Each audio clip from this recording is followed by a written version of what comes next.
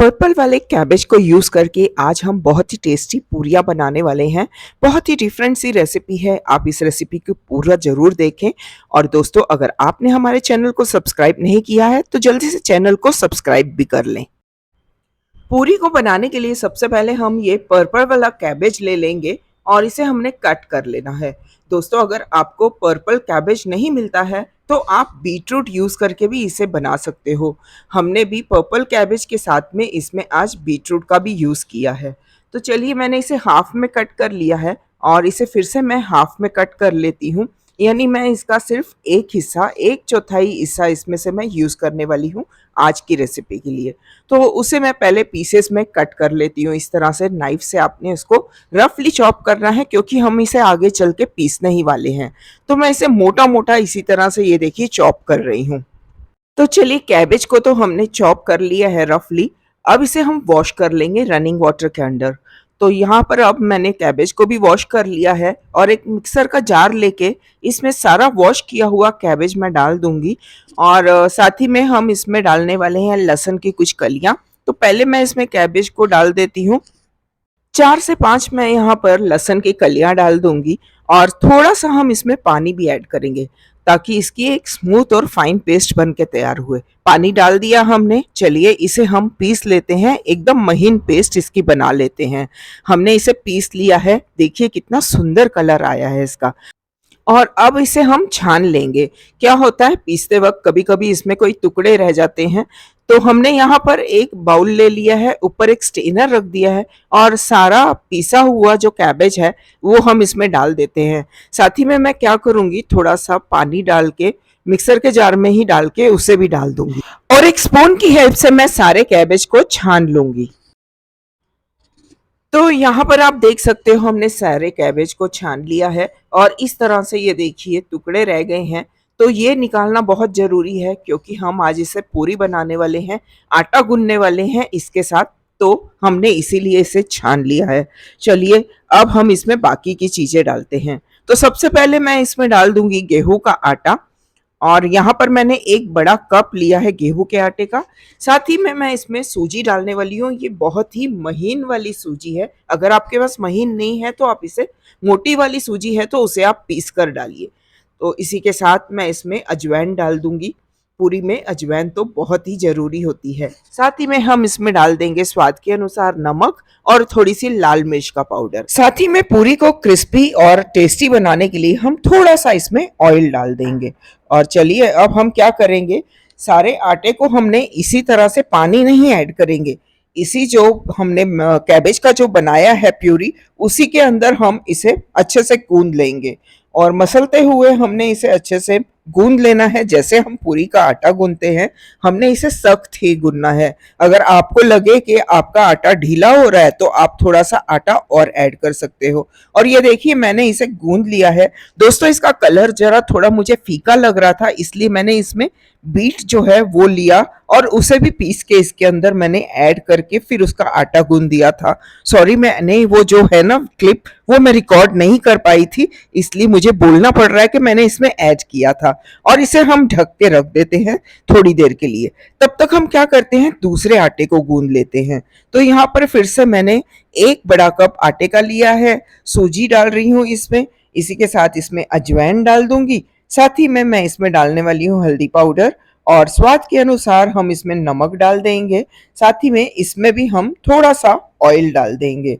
और अब हाथों से ही मैं पहले ड्राई को ही इसी तरह से सारी चीज़ों को मिक्स कर लूँगी और इसे भी मैं पानी डाल के, इसका भी मैं सख्त आटा गूंद के तैयार कर लूँगी। चलिए, इस वाले आटे को भी मैंने अच्छे से गूंद लिया है और इसे भी मैं अब ढक कर रख देती हूँ एक 10-15 मिनट के लिए। दोनों आटे हमारे तैयार हैं। अब इन दोनों आटों को यूज करके हम बनाएंगे बहुत ही टेस्टी डिजाइनर पूरियां। तो ये देखिए, हमने दोनों आटों को रेस्ट करने के बाद इस तरह से इनके छोटे पेड़े बना लेने हैं। यानी मैं इन्हें दो हिस्सों में डिवाइड कर रही हूँ। बड़े बड़े इसके बॉल्स बना लेंगे, इस तरह से हाथों में रोल कर लेंगे दोनों को। और फिर आगे मैं आपको बताती हूँ कि इसे कैसे बनाना है। तो ये मैंने येलो वाले को कर लिया और अब कैबेज वाले का भी मैं एक बड़ा सा हिस्सा तोड़ के उसे हाथों में रोल करके उसका भी एक बड़ा सा बॉल बना लेती हूँ। और ये देखिए दोनों हमारे तैयार हो चुके हैं। तो चलिए अब लेते हैं चकला और बेलना शुरू करते हैं। तो सबसे पहले मैं इसमें येलो वाला रख रही हूँ, मैंने थोड़ा सा इसे डस्ट कर दिया है सूखे आटे के साथ और इसे मैं बेल लूंगी। हमने इससे एक बड़ी सी रोटी बना लेनी है। तो जितना आपके चकले पे ये आता है उतना पतला आप इसे बेल के इसे बड़ा बना लीजिए। आप चाहो तो इसे प्लेटफॉर्म पे रख के भी बेल सकते हो अगर आपको ज्यादा बड़ा बनाना है तो ये देखिए मैंने इसे बेल लिया है। इसे मैं रखती हूँ साइड में। और चलिए पर्पल वाला लेते हैं और उसे भी हम इसी तरह से बेल लेते हैं जैसे हमने येलो वाले को बेला है। तो यहाँ पर हमने पर्पल वाले को भी बेल लिया है। तो अब हम क्या करेंगे, येलो वाला पोर्शन रखेंगे और उसके ऊपर हम ये पर्पल वाला रखेंगे। और अगर ये बड़ा छोटा है तो इसे खींच के हम सेम साइज का कर लेंगे और थोड़ा सा प्रेस करने के बाद इसे हमने इस तरह से टाइटली रोल कर लेना है।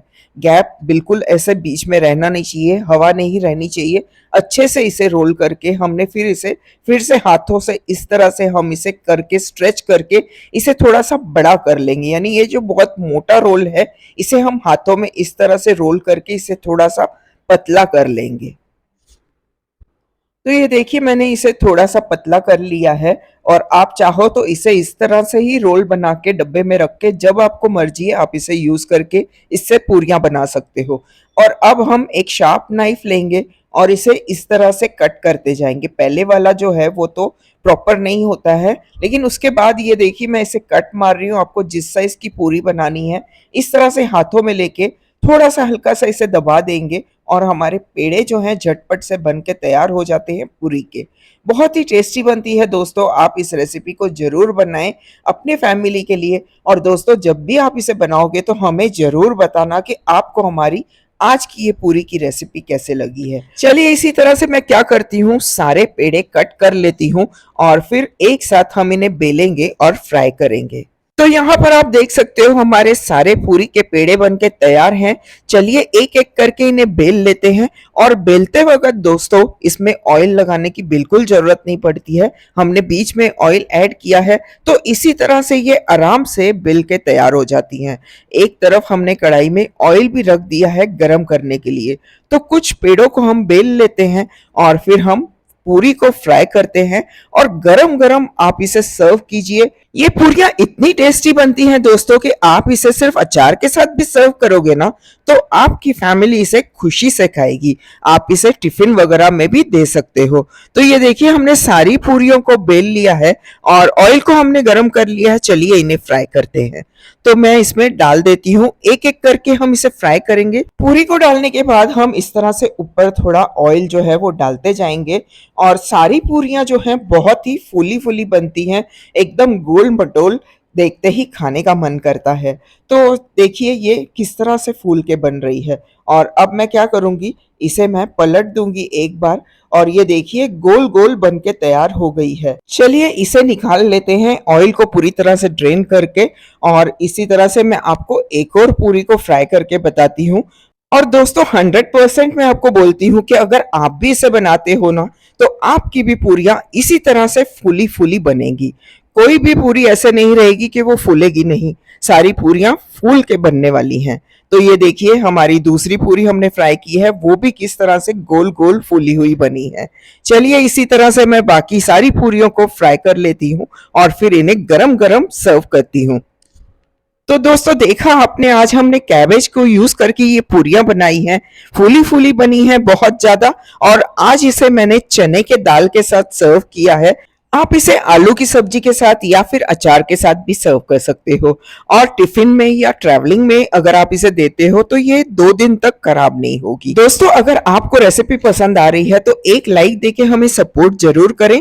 अगली बार फिर मिलेंगे नई रेसिपी के साथ, तब तक के लिए आप सभी को हमारा प्यार भरा नमस्कार।